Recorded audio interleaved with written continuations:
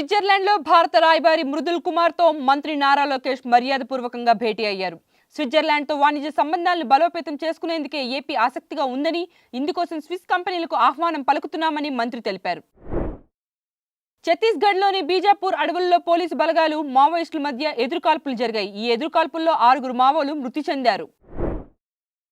ముఖ్యమంత్రి రేవంత్ రెడ్డిపై additional DGP Mahesh భగవత్కు ఎమ్మెల్సీ దాసోజు శ్రవణ్ ఫిర్యాదు చేశారు.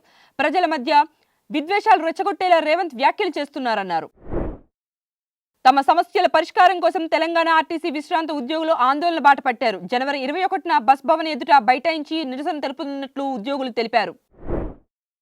తాను రాజకీయాల్లోకి రాబోనని మాజీ నటి రేణుదేశాయ్ స్పష్టం చేశారు. అయితే సమాజంలో జరుగుతున్న అన్యాయాలు, మూగజీవులపై జరుగుతున్న హింసపై తాను నిత్యం స్పందిస్తూనే ఉంటానని తెలిపారు. బీజేపీ జాతీయ అధ్యక్షుడిగా నితిన్ నబీన్ ఏకగ్రీవంగా ఎన్నికయ్యారు. నబీన్ను ప్రతిపాదిస్తూ 37 సీట్ల నామినేషన్లు దాఖలయ్యాయి. రేపు ఉదయం ఆయన ప్రమాణ స్వీకారం చేయనున్నారు. మనశంకర్ వరప్రసాద్ గారు మూవీతో డైరెక్టర్ అనిల్ రావిపూడి హిట్ అందుకున్న సంగతి అందరికీ తెలిసిందే. అయితే తాజా సమాచారం ప్రకారం అనిల్ తదుపరి సినిమా అక్కినేని అఖిల్తో ఉండవచ్చని, హీరోయిన్ గా శ్రీలీల నటించవచ్చని వార్తలు వస్తున్నాయి. న్యూజిలాండ్తో జరిగిన 3 వన్డేల సిరీస్ ను భారత్ 1-2తో కోల్పోవడంపై మాజీ కెప్టెన్ సునీల్ గవాస్కర్ స్పందించారు. బ్యాటింగ్ మరియు బౌలింగ్ కంటే ఫీల్డింగ్ వైఫల్యమే ఓటమికి కారణమన్నారు. Please subscribe to the channel and download the Politicos app from the links in the description.